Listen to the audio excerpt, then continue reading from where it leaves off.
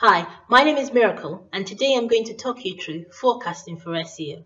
I know, everyone hates doing them. It's a bit of a controversial topic, and that's understandable. It's difficult to predict SEO because there are so many things out of our control. You don't know what curveballs your competitors are going to throw. You don't know if your client has all the resources to implement your recommendations timely. You don't know what curveball Google is going to throw in the equation or what changes they're going to make. So I understand everyone's skepticism about doing forecast. However, we often have to do forecast because it helps the client see the projected outcome of the campaign. Now, how do we ensure that our forecasts have statistical significance?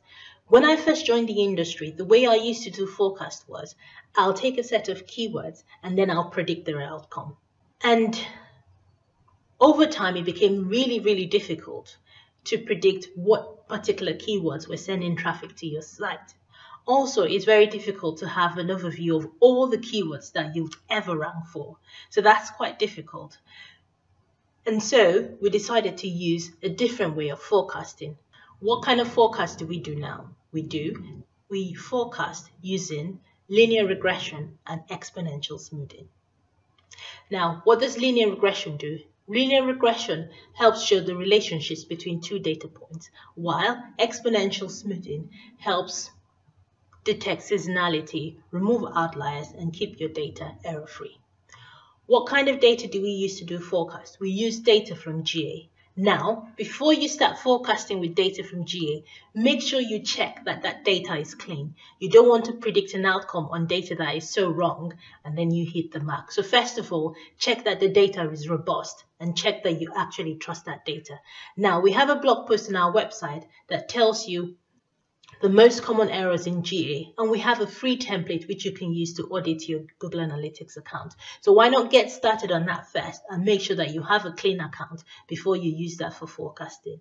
Now, if you're sure that your account is clean, why not go ahead and download 2 to 3 years of data from Google Analytics. Why do we use 2 to 3 years of data? We use 2 to 3 years of data so that we can be sure that that our forecast has statistical significance. We also use 2 to 3 years of data because it helps ensure that we're accurately detecting seasonality and any kind of marketing peaks. Because if you have a peak in January, year 1, and you don't have a year 2, and you have a year 3, then it's able to detect that that is not a seasonal trend, but a marketing campaign. Now, what can you forecast? You can forecast organic traffic, you can forecast transactions, you can forecast revenue. And what we do, we use the Excel forecast tool to make all these predictions. I hope that this has got you interested in forecasting. Now, if you want a step-by-step tutorial on how to forecast for SEO, why not jump on our blog and read my post on forecasting for SEO. Thank you. Bye.